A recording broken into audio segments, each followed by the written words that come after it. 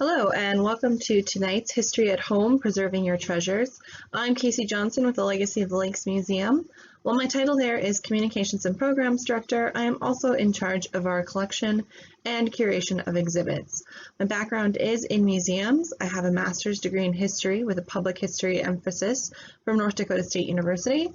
I've been working with collections for over 6 years and have completed coursework in the caring of historical objects. Most recently, before Legacy of the Lakes Museum, I was the curator at Bonanzaville up in Fargo, and I was the interim site director at the historic Comstock House in Moorhead, Minnesota. History at Home is a collaborative effort with the Alexandria Community Education and also between the Douglas County Historical Society, the Legacy of the Lakes Museum and Gardens, and the Runestone Museum Foundation. It is an incredible community asset that we have 3 museums here in the area, and it is really important that you support all of them. And we do enjoy working together and bringing you all of this content here, and so we hope that you'll continue to support all 3 museums. Before I talk about how best to protect your objects, it's important to know what you are protecting them from. In the museum world, we look at 9 areas that can cause harm, and these are known as agents of deterioration. The first agent is direct physical forces. This could be sudden or such as bumping a table or dropping something, or it can be gradual, the weight of gravity, or wearing due to improper mounts when something is, say, hanging on a wall. The next agent is people. Most often this is thieves or misplacements. In museums, it most often does come down to misplacement, mismatched records, or most unfortunately, thievery, either from outside or inside forces. The next agent, and I will spend some time on this one because it is probably something that is the most damaging, but is also something that you can control at home, and that is light damage. It's fairly obvious, but sometimes it sneaks up on you because it can be very gradual. The worst light damage that there is comes from the sun. Light damage is cumulative and irreversible. There is no going back when something has been damaged by light. It's why museum lighting is often dim and not directly on artifacts, and why museums prefer not to display things longer than 1 year in general. This also fluctuates the type of the severity of the damage often depends on what the materials are made out of. So this is light radiation is ultraviolet, visible and infrared. Ultraviolet, which is sunlight, is the most damaging. Speaking of, these are a list of the most sensitive objects. So these are color photos, dried plants, dyed leather, feathers, textiles, and watercolor. Those are going to be the things that are really the most susceptible to damage from light. Next, you have the items that are sensitive but not as sensitive. Those are black and white photos, things that are made out of bone, horn, baleen ivory, which is ivory that comes from whales that have baleen teeth or like the toothbrushy type teeth, leather, and wood. And then the least sensitive objects are ceramics and metals. Some things like metals and ceramics don't decay as quickly as others. In people's homes, the most damage is seen on fabric and textiles and photographs and paintings. And again, there are things that you can do that we will get into that you can do to prevent this. And I will also say most modern fabric is dyed with synthetic dyes, which don't break down as quickly as other items either. The last thing to say about light damage is that it doesn't also just leach colors out of things, it can weaken the bonds that are between the fabrics, and so that it also causes them to become brittle over time as well. The next 2 agents I'm going to do together because they do kind of work hand in hand. The first is incorrect temperature. So high temperatures can cause objects to decay faster, while low temperatures can make items very brittle. But the worst thing is rapid fluctuation. And then the next agent is incorrect relative humidity. So high humidity can lead to mold, mildew, fungus, swelling, rusting, and corrosion, while low humidity leads to cracking, drying, shrinking, and brittleness. And again, the same with temperature. Rapid fluctuations are the absolute worst thing. In Minnesota, unfortunately, we do get a lot of temperature and humidity shifts. And the best thing that you can try to do at home is to keep it constant if you can, or introduce shifts gradually, giving objects time to adjust. Wood objects are very susceptible to this. That's why in our museum, we put our wood boats in our north gallery for storage. The temperature in there stays more constant in that part of the building, and the paver floor, not concrete, allows excess moisture to drain away. For mixed collections, most museums set their relative humidity levels between 25 and 65%, generally right around 45% is that magic number, and temperature is usually set at around 68 degrees. The next agent of deterioration is pests. This is everything from mold to small insects to larger rodents like mice, rats, and squirrels. The best defense against pests is to be on the lookout for signs of them. You're looking for droppings, small holes. They're not going to be signs in the middle of your floor. They tend to creep along walls. So those are where you're going to see all the signs. Usually these pests are looking for organic material, so textiles, papers, and woods. But then you do have things like dermestid beetles that will literally eat through anything in order to get at food sources or nesting materials.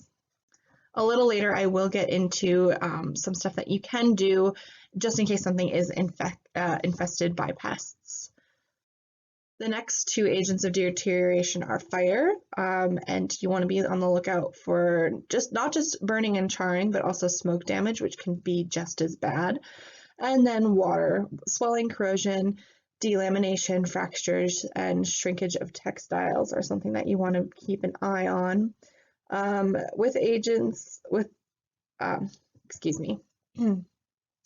With water damage, sometimes you can bring something back, but it does take a lot of work and money to restore those items.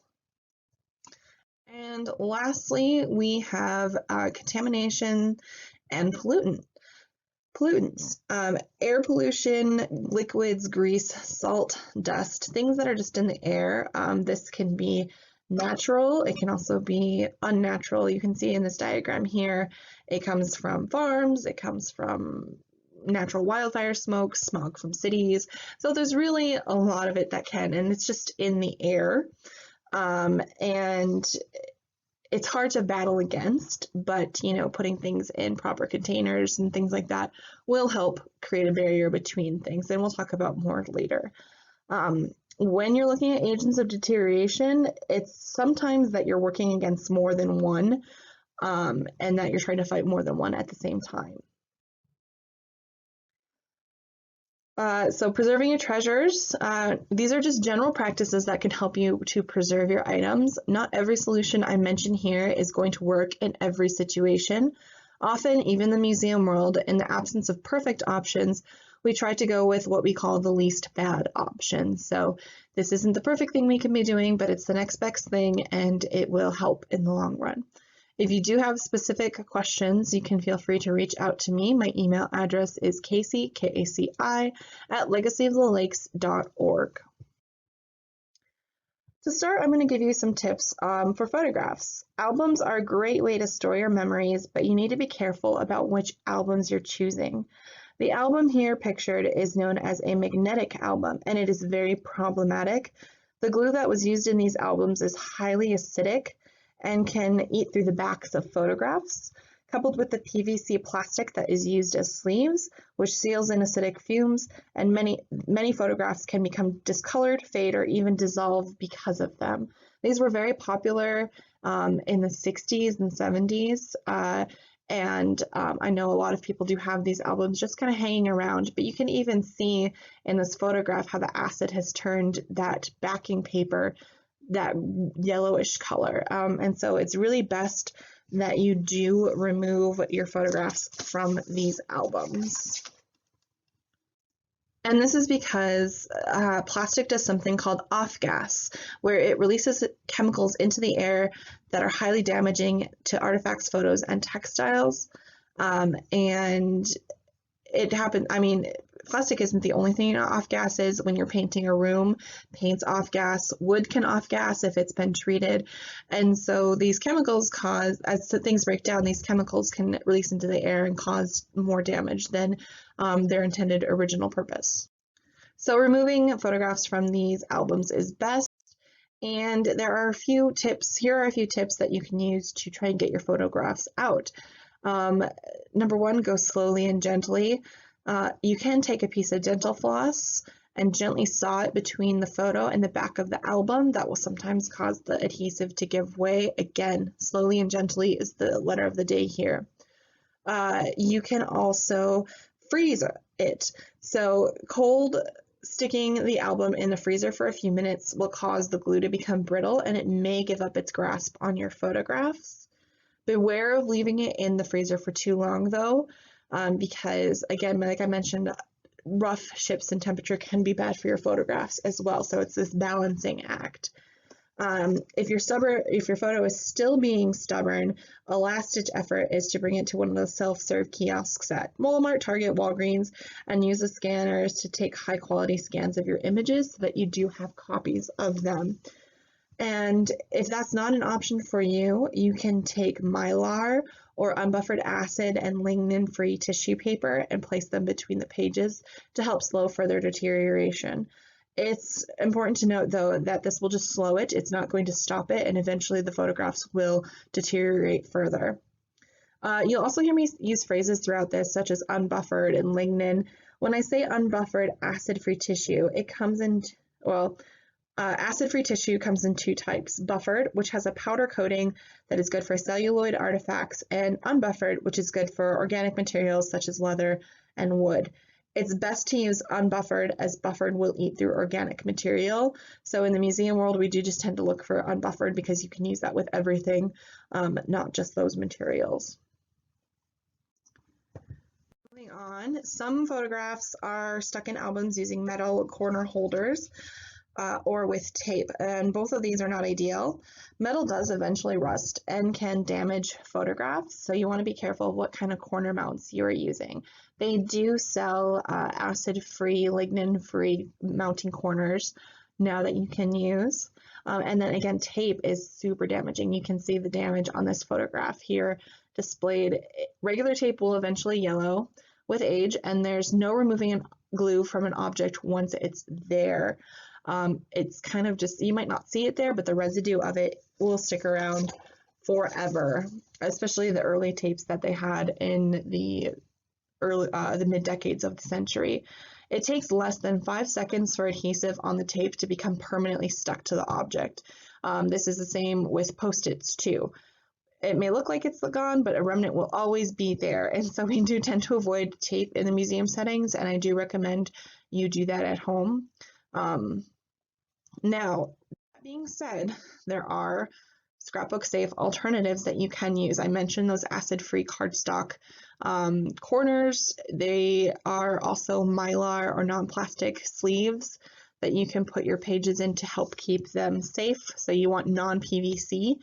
And then also, if you're looking for another way to mount your photographs, there's acid-free spray adhesive. They do make acid-free tape, and again, those mounting corners.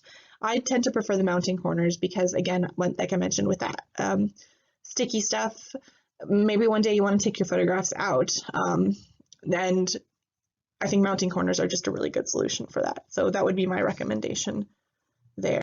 A lot of these materials, while they can get expensive because they are, they're specialized, you can find them at places like Joann Fabrics or relatively cheaply online at Amazon. And just remember, acid-free, lignin-free, always the best option to go with. And then I did mention Mylar plastic sleeves. Those are really good for sticking your pages in to keep them safe. If you can't do that, you can just stick a piece of unbuffered acid-free tissue between the pages. That will also help you out. So preserving photographs that are displayed, avoid areas that get direct sunlight. You can see this photo here. It was in a frame on the wall, and you can see what color it used to be and where it faded to. Another option here is that you can use UV glass. Again, that is an expensive option, so I think the easiest way to do that is to just avoid displaying in areas with direct sunlight. So, put frames on walls that don't get direct sunlight, angle frames away from windows that get sunlight. These are just some small things that you can do that'll just make your photographs last longer. Make sure any mats or backing materials that you have with the photographs are acid-free. And just a note here, regular cardboard is highly acidic. And so I do recommend removing that. If you can't, put a layer of something between it, something like the unbuffered tissue or unbuffered cardstock or matting paper. Something like that will help keep it safe. Moving on to storing your photographs the best way possible. In storing your photos, what you're trying to do is to prevent bug and insect damage, damage from contaminants, photo transfer or lifting, fading, and curling. If photos are curled, there is a possible solution to get them back to their normal state. It's a little bit of an involved process, so I won't get into it here, but again, feel free to contact me if you do have photos that you want to uncurl.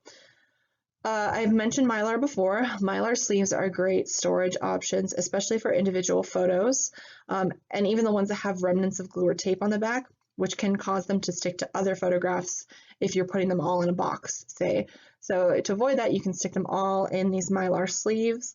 It can get expensive though. Mylar sleeves do come in pre-made sizes, or you can just get a roll of it, which is a little cheaper, and sheets and make your own pouch using some acid-free double-sided tape. Other options are file folders, especially combined with the Mylar sleeves, and then photo storage boxes. Just make sure that those boxes are acid-free. Boxes are also an added level of protection against pests and also against contaminants and pollution. And again, many of these supplies can be found on Amazon. You can also find them on sites called like Gaylord, which is a museum supplier, but they are expensive. So you just kind of have to weigh what options are best for you. Also, do be aware of labels that say archival quality. Really read the boxes and make sure that they say that they are acid-free. So another thing that we look at people wanting to preserve are textiles. Because textiles are so varied, I'm just going to give you general tips for these, and then we might get into some more specific items. Textiles basically are just anything fabric. This is clothing, rugs, quilts and blankets, and flags. Now, wedding dresses are one of the most preserved textiles out there, and there are numerous companies that offer to preserve wedding gowns, often using window boxes. Now, if these window boxes are from pre-2000, chances are that they are not made out of acid-free or lignin-free materials, which is part of the reason why wedding dresses do yellow over time. It's because those plastic and that cardboard is off-gassing. So you want to make sure that you are getting acid-free, lignin-free. I know I say that a lot during this presentation, but I can't stress it enough. These boxes are also very short. If a dress is more voluminous, they are folded many times to fit, and this can cause damage along where the folds are and stress the fabric. So what you should do is you should remove these dresses from those boxes. There are companies out there that do produce museum quality preservation boxes. Heritage garment preservation is one. Whatever you decide, just make sure you do your research and ask questions. Questions like, what materials do they use? Is it acid and lignin free? How large is the box, and will the dress be required to be folded numerous times to fit? Do you use unbuffered or buffered boxes? Unbuffered is better for silk and wool, while buffered is better for synthetic fibers.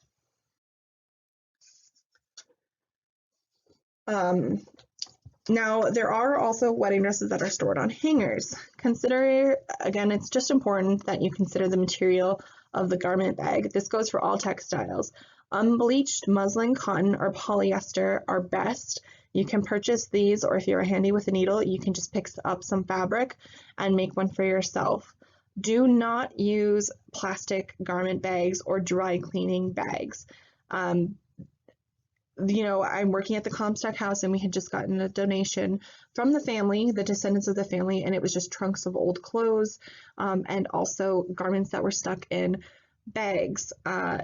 and when I was going to remove one of them, the plastic bag from one was stuck to the silk material, and we had to stop, and we are actually currently in the process of getting that dress conserved because we can't just pull the plastic off without damaging the dress underneath. And so it's very important, I can't stress this enough, do not use plastic garment bags.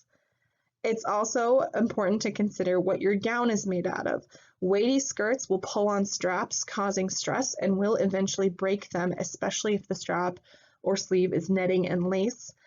Lots of dresses nowadays do come with hanging straps that are sewn along reinforced parts of the gown, such as boning in the bodice.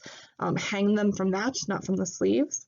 I do not recommend hanging anything that is made out of silk or by silk straps. Silk tends to shatter as it ages, and added weight will not help. For dresses with sturdy sleeves, make sure you are using a padded hanger.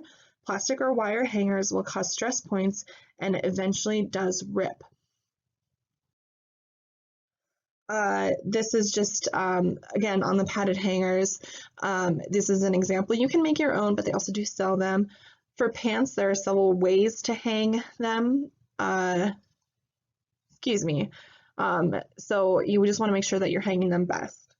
Now, military dress uniforms are another item that are preserved quite often, and what I said about plastic garment bags also does apply here as well. Ones made out of fabric are best. Again, padded hangers. And with pants, there are a couple different ways that you can hang them. You can do it over those hangers that have like the bar underneath it. Again, just make sure it's padded and that you put down some muslin or something to prevent color transfer. You also have the kind that like sandwich the pants between them. Again, just make sure they're padded. And then the hangers that have like the claws, the clips, stick a piece of unbuffered tissue, some polyurethane plastic will work, muslin fabric, just so that the claws don't dig in and make indentations on those pants. It is also best to take photos of the uniforms and the precise placement of all the medals on the uniform, and then take the medals off because metal rusts, and so eventually it will damage and you'll get staining on your uniform. And so you want to remove the medals so that the metal of the medals doesn't cause damage after you've taken detailed photographs. Keep those photographs with the medals so that people can put them back if it were ever on display, or just so you have a reference of it if you ever need it. And then store them in a fabric pouch with the uniform. Stick it in the pocket of a uniform, tie it to the hanger with the uniform. Just make sure you keep all those pieces together. Stuff that hats with unbuffered tissue paper to help them keep their shape, so that they don't have like caving in or things like that. We've often seen them stuffed with bread bags, like old bread bags. Again, because they're plastic, this is not a good idea. And also, I've also seen a lot of shoes and things stored in bread bags. I don't recommend this. This is not the best solution. Moving on to other types of textiles. With quilts and rugs, folding them as little as possible is considered the best solution. If you have the space and say want to display the quilt, you can use quilt racks, like this one pictured here. I do recommend putting down a layer of muslin over the rack when you drape the quilt, folding as few times as possible over the entire rack. So I know that they're made so that you can display several at once. I don't recommend that because, again, those stress points. So I do recommend just using the one rack and folding it over the whole thing.